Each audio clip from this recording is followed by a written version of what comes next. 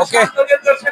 विश्वगुरु श्री संत श्रेष्ठ निवृत्तीनाथ महाराज यांचा वारीचा आज 15वा दिवस आहे आणि वारी पोहोचते अहिल्यानगरच्या मिरजगाव या ठिकाणी. आज वारीचं मुख्य म्हणजे याच ठिकाणी राहणार आहे. खरं तर या वारीच्या प्रवासादरम्यान आज मिरजगाव मध्ये आपल्याला माझे अध्यक्ष जे निवृत्तीनाथ महाराज संस्थानच्या कांचनताई भेटलेले आहेत. आपण ताईंशी चर्चा करणार आहोत. ताई, स्वागत आहे तुमचं आमच्या न्यूज चॅनल मध्ये. खरं तर वारीचं स्वरूप बदलत चाललेलं आहे. आपण अध्यक्ष राहिला, आज वारीचं स्वरूप बदलत चाललेलं आहे. कसं पाहता तुम्ही? धन्य धन्य निवृत्ती देवा काय महिमा वर्णावा शिवी अवतार धर्मी केली त्रिलोकी पावन. खरं तर दिवसेंदिवस समाजही वाढतोय आणि सुधारणाही भरपूर आहे. शासनाची योग्य पद्धतीने मदत आहे आणि संस्थानही योग्य पद्धतीने कार्य करत आहेत. खरं तर सर्वांच्या सहकार्यामुळे हा जो प्रवास आहे तो अतिउत्तम पद्धतीने पार पडत आहे. समाज इतका जास्त वाढलेला आहे तरी सुद्धा समाजामध्ये वारकरी संप्रदायामध्ये एकही वारकऱ्याची तक्रार येत नाही आणि खूप आनंद वाटतोय.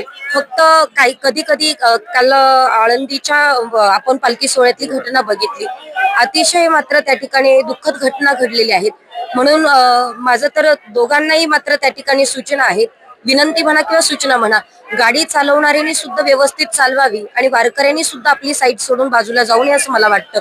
आज आळंदीमध्ये घटना घडलेली आहे न जाणो आपलाही पालखी सोहळा खूप मोठा आहे. आज 1.5 लाख संख्येने आपला पालखी सोहळा चालू आहे. म्हणून वारकऱ्यांना सुद्धा आपल्या न्यूज चॅनेलद्वारे मी आवाहन करते किंवा विनंती करते, वारकऱ्यांनी सुद्धा एक साईडने चालायला पाहिजे. नाहीतर शासनाची मात्र अतिशय उत्तम मदत आहे आणि सगळ्या प्रकारची मदत आम्हा सगळ्या वारकऱ्यांना मिळते. म्हणून मी शासनाचे सुद्धा आभार मानत आहे. खरं तर ताई, चॅनलच्या माध्यमातून आम्ही वारीचं कव्हरेज त्र्यंबकेश्वर पासून करत होतो. मधल्या काळात पाऊस होता काही दिवसापूर्वी. त्या ठिकाणी अहिल्यानगरच्या हद्दीत ज्यावेळेस आपली माऊलींची आषाढी वारी पोहोचली त्यावेळेस अनेक अडचणी आल्या.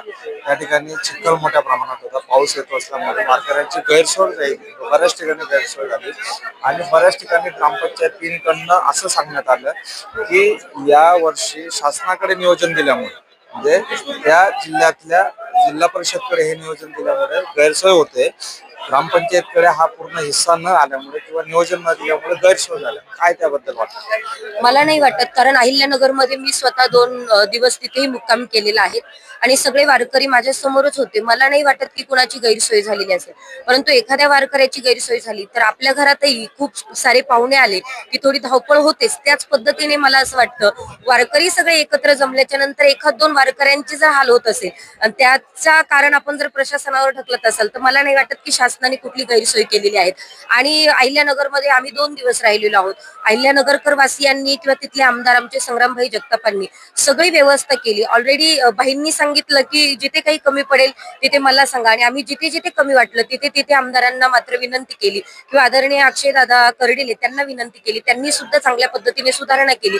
वारकऱ्यांची जिथे जिथे सोय नव्हती तिथे तिथे आम्ही स्वतः जाऊन तिथं मंडप टाकून घेतले. आणि एखाद्या वारकऱ्याला गैरसोय वाटत असेल, आरेगाव आणि गोगलगाव हे जे 3 गावातला जो तो त्या ठिकाणचा प्रश्न होता आणि यालाच जोडून एक प्रश्न हे शासनाकडनं आता ज्या पद्धतीने ज्या कॉन्ट्रॅक्टरला हा टेंडर दिला गेलेला आहे अहिल्यानगर जिल्ह्यातला, एक मंडप उभारला जातो वॉटरप्रूफ 10,500 स्क्वेअर फूटचा, मात्र त्यात संख्या जी बसते ती 2,500-3 हजार लोकांची.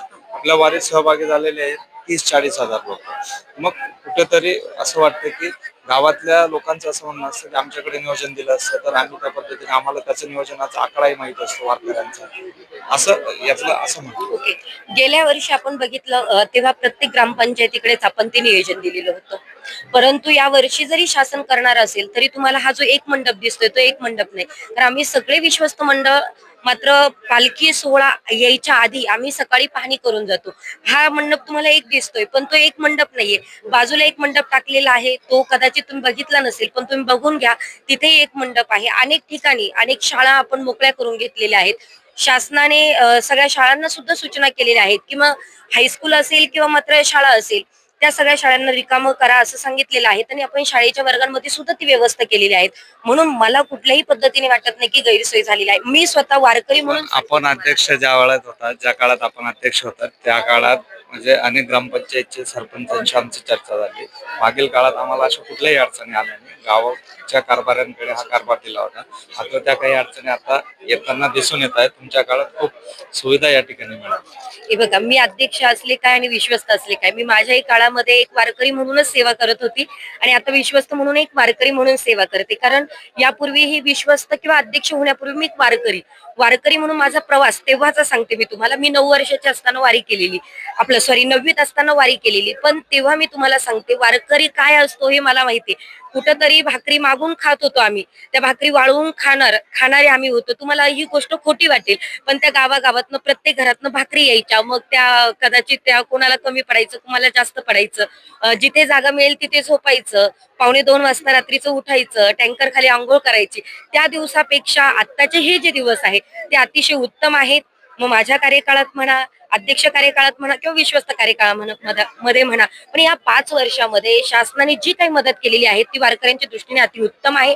म्हणून मला कुठलीही शंका वाटत नाही. वारकरी जीवन जगत असताना वारकऱ्याने आमच्या किती सोयी आहेत हे पाहायचं नसतं. वारकऱ्याने एकच डोक्यात ठेवायचं, आम्हाला पंढरपुरामध्ये प्रवास करायचा आहे.